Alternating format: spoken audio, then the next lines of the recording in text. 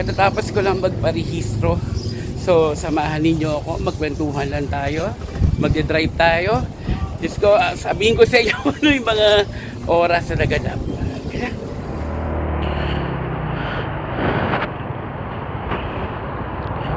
hello mga Chusero, mga boss, mga paps. Welcome back to Archie's Alonso Motovlog. So ngayon nga po, no, October 6, 2023. At tayo ay nagparehistro ng ating motorsiklo.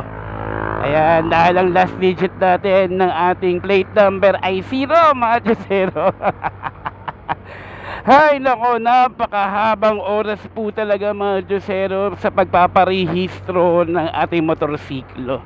Pero bago ako magkwento sa inyo mga Chusero, no, gusto ko lang muna po i-shout out yung mga nakasama ko po kanina sa emission test at sa dyan po mismo sa LTO dito sa may Sampaloc, Manila.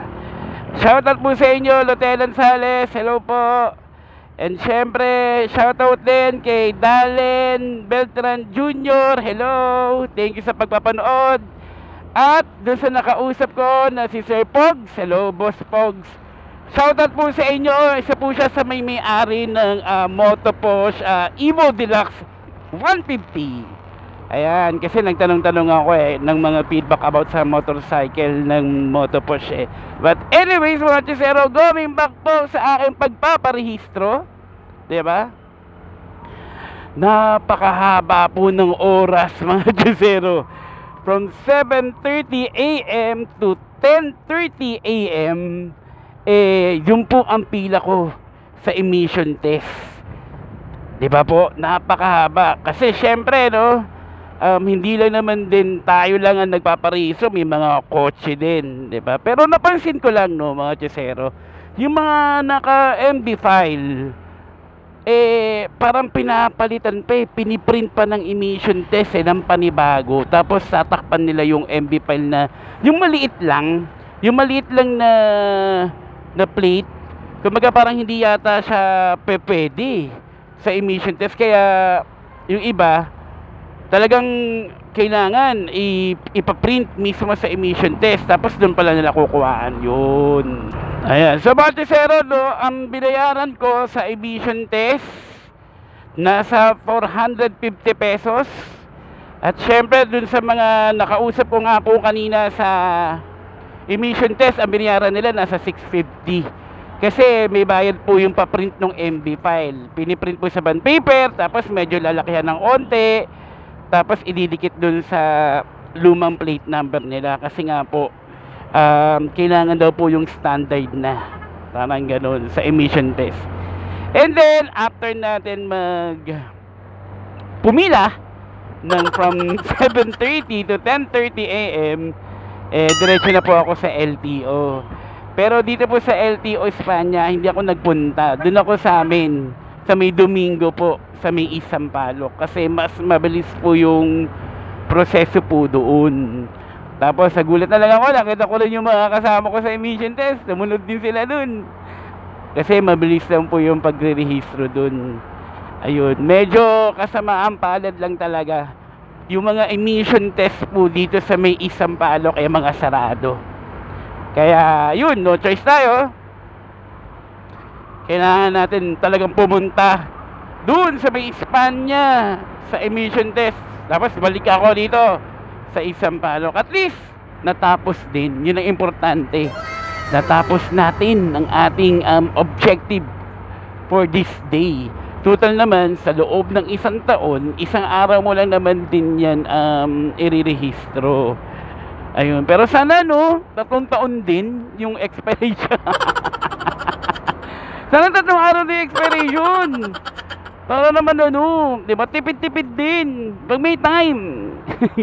And yun nga mga Chusero, no, nakakatuwa lang kasi ito yung first time ko na gumawa ng isang vlog na nagda-drive ako, di ba? Na nagda-drive ako sa kalye, di ba? Kumaga parang alam nyo naman kung ano yung aming format ng aming vlog, di ba?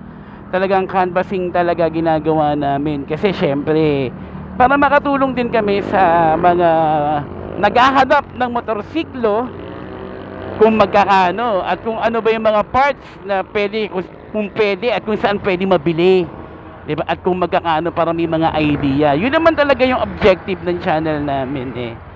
So maraming salamat sa lahat ng mga nanonood, mga Jusero, sa mga nag-subscribe po, at sa lahat ng mga 116,000 subscribers. Ayan. Alam nyo mga Jusero, medyo tiyagaan lang talaga dapat pag nagpaparehistro tayo. Talagang kakainin talaga yung oras mo, lalo na dun sa mga nagtatrabahong katulad ko. Kailangan nyo pong magpaalam talaga sa trabaho ninyo na magpaparehistro kayo. O, kailangan natin tumabi dahil merong ambulansya.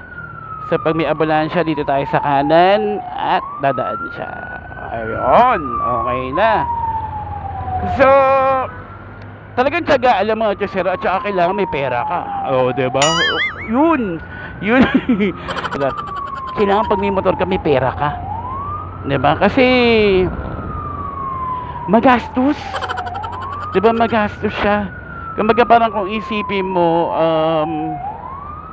kailangan, kumbaga parang para hindi masira agad-agad yung motor mo, kailangan mong alagaan. Diba? Huwag na muna sana umulan. Papasukin na muna tayo.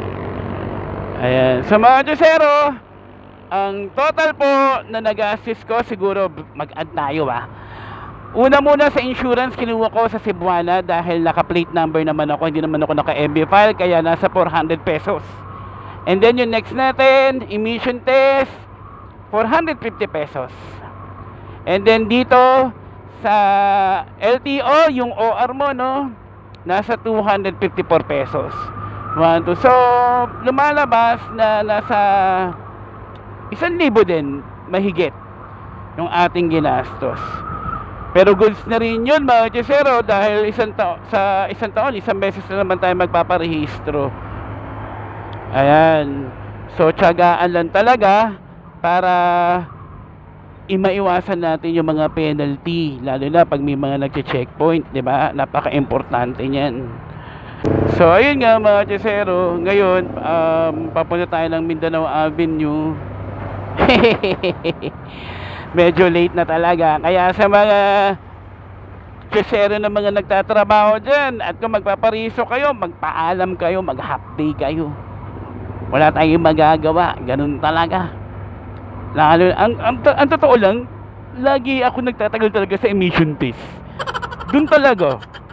Lagi merong sasabihin, may nakaschedule, ganyan, yung mga ganun. Ops, mga Jusero, wag nyo akong gagayahin.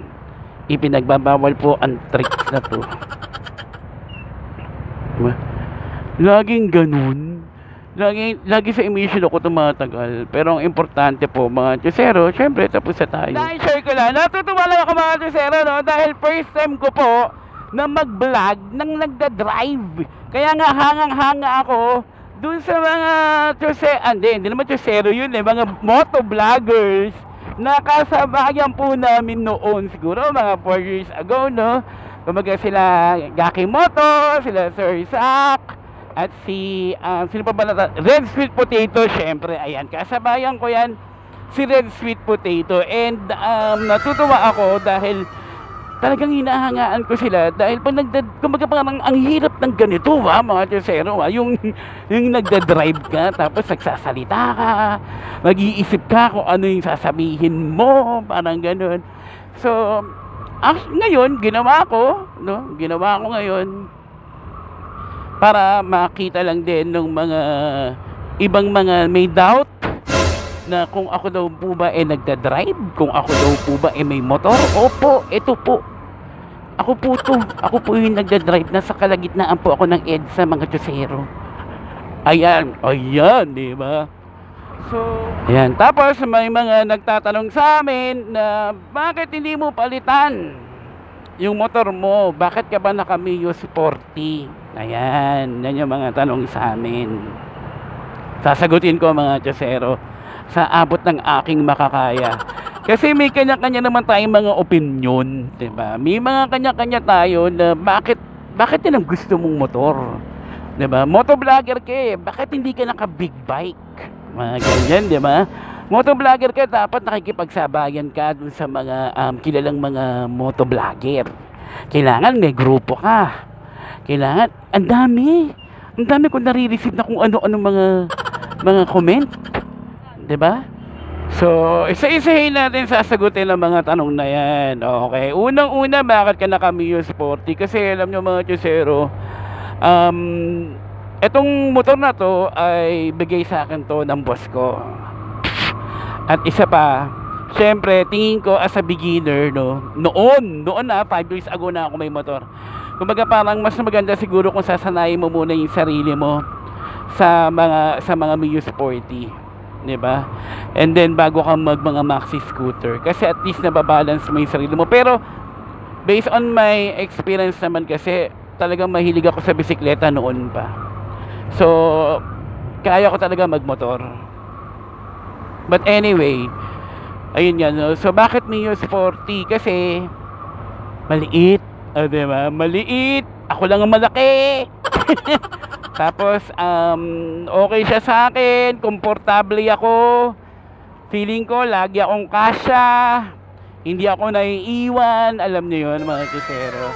So yun kasi yung mga kinukonsidera ko, at isa pa, pag mag-rehistro ko sa LTO, medyo mura, 'di ba? Kasi kung higher CC ka, ibig sabihin mas malaki yung babayaran mo. And isa pa, hindi naman ako mayaman, 'di ba? And bakit ako naka-Mio Sporty? Kasi hindi ko rin kaya bumili pa ng isa pang motorsiklo. Tapos sasabihin nila, bakit hindi mo ibenta yung Mio Sporty mo? Hindi ko bibenta si Coco. Dahil kung hindi kay Coco, hindi naman ako magkakaroon ng 100,000 subscribers at silver play button. 'Di ba? Hindi niya naman ako makikilala kung di dahil dito kay Coco. So ganun siya ka-importante sa akin. Alam niyo mga Chusero, ganun ugali ko. Wala akong sakit na parang nag-warning ng ng mga lumang gamit. Pero kasi pag napamahal na talaga sa akin, talagang kinikip ko talaga siya. Kinikip ko talaga kahit yung unang-una kong cellphone, yung S7. So ngayon, sige, sabihin na natin may pambili ako ng may pambili ako ng isa pang motorsiklo. Let's say mga maxi scooter yan. Kasi kung ako tatanungin ako ano yung gusto kong next kay Coco dito sa Mio Sporty, yung Aerox ang gusto ko. Yung Aerox talaga. So yun, sige, for example, meron na akong Aerox galing sa inyo. Kung sino mo magbibigay sa inyo, di ba? Kung sino mo yung mga dealer na mababait dyan, na talagang talamak na yung benta dahil sa vlog. Joke lang po. So kumbaga parang hindi ko pa rin ibebenta si Coco, 'di ba? Ang hirap talaga. And siguraduhin mo nakakayanin mo sa budget mo na dalawang motorsiklo ang mine-maintain mo, 'di ba? Thank you. Kumbaga parang kailangan kumbaga parang kailangan may pera ka talaga dahil dalawa rin yung motorsiklo na mine-maintenance mo, 'di ba? And isa pa yung gastos mo sa LTO. At isa pa, kailangan kong isipin kung saan ako magpapark. Dalawa na yung motor kong ipapark. Mamaya ma-obstruction na naman ako, 'di ba? Ayun lang mga Chusero, ang dami kong kino-consider Tapos minsan may nakausap ako si Michael. Hi Michael! Hello! Shoutout sa'yo. Isa sa mga Chusero natin, si Michael. And nakausap ko siya. Sabi ko, ang motor niya is Honda Beat. Tapos nagpalit siya ng maxi scooter. Hindi ko lang alam kung PCX or ano man yun. Basta nag maxi scooter siya. And then nagkita na naman kami, naging Honda Airblade na yung motor niya. Tinanong ko siya, kung bakit ka nagpalit ng Honda Airblade, which is maganda yung Airblade, isa rin yan sa mga gusto ko dahil dual shock para sa amin ni Walo.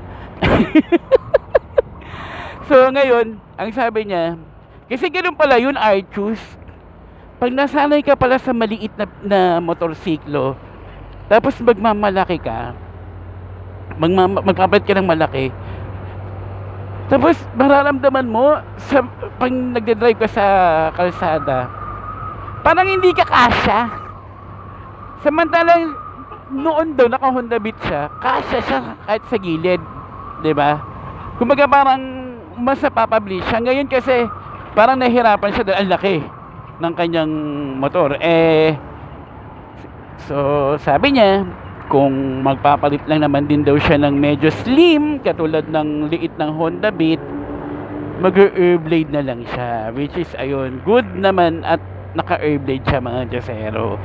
Actually, isa yun sa mga gusto ko, yung Honda Airblade.